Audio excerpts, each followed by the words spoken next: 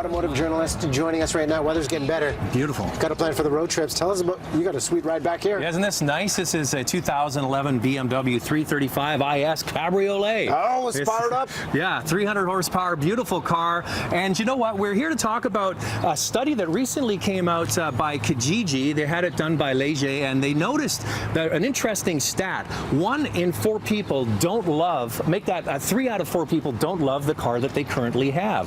And then they also went into the study and they found that 2/3 of the people do not like shopping for a car. When you put those two things together, it kind of makes sense. People don't like shopping for a car, and the people that have a car now are not happy. But right? that's why you're here. You're going to give us the tips. So starting points, the questions we need to ask even before we start looking for a car. You really need to know, what are you looking for? Beautiful, sort of sporty, convertible. If you have a family of 4, this is not the car you need. This is a second car for somebody, right? Yeah. So you need to ask yourselves, like, if you're a family that needs a minivan, go shopping for a minivan. Don't think you're going to squish everybody into a sedan. So you really have to narrow down what kind of car you want, whether it's a car, a van, an SUV, or even a pickup truck, and then you need to go shopping. Now, about half of the people in this Kijiji study want to buy new, and the other half want to buy used. And the great reason for buying a used car is that somebody's already taken the depreciation hit. Here's a perfect example.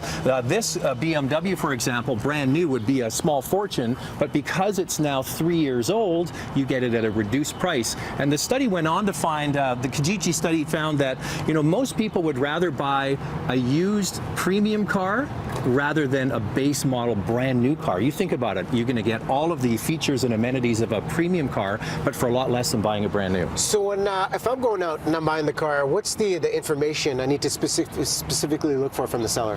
What you need to get, first of all, is a car proof report. This is a Canadian company that looks at all of the details about a car's history. You can find out if it's been in an accident, if it's been in, when it went in for air care, all those sorts of things. And you basically can look at the history of the car, if it's been in any accidents. You want to confirm with that car proof report the mileage is correct with the car, that hasn't been any doctoring of the odometer. But the number one thing you have to do is get an inspection by a third-party mechanic. For example, this car is actually on Kijiji right now for sale by a dealership.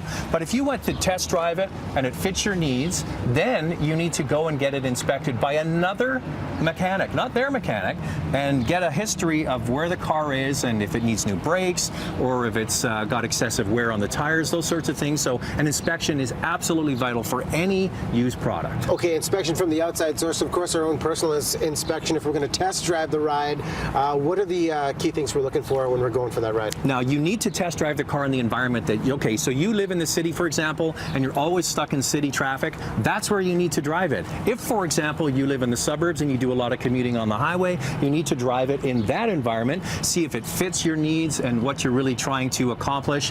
Then you want to check all of the systems in the car, the air conditioning, the radio, all of that, and then switch all of that off and listen.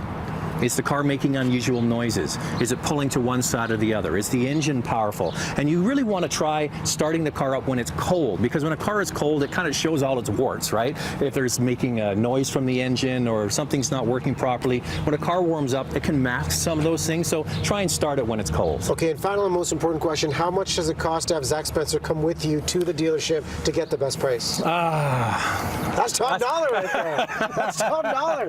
Kijiji.ca is the website. That'll give you the tips, and then we'll try and sweet talk something. Oh, by the way, this car might be off the market soon. I hear you're off the market now. Oh, congratulations. Thank you, sir. Is that the wedding gift? Well, we'll talk. I love We'll you, get your man. monthly payments. It'll be no problem.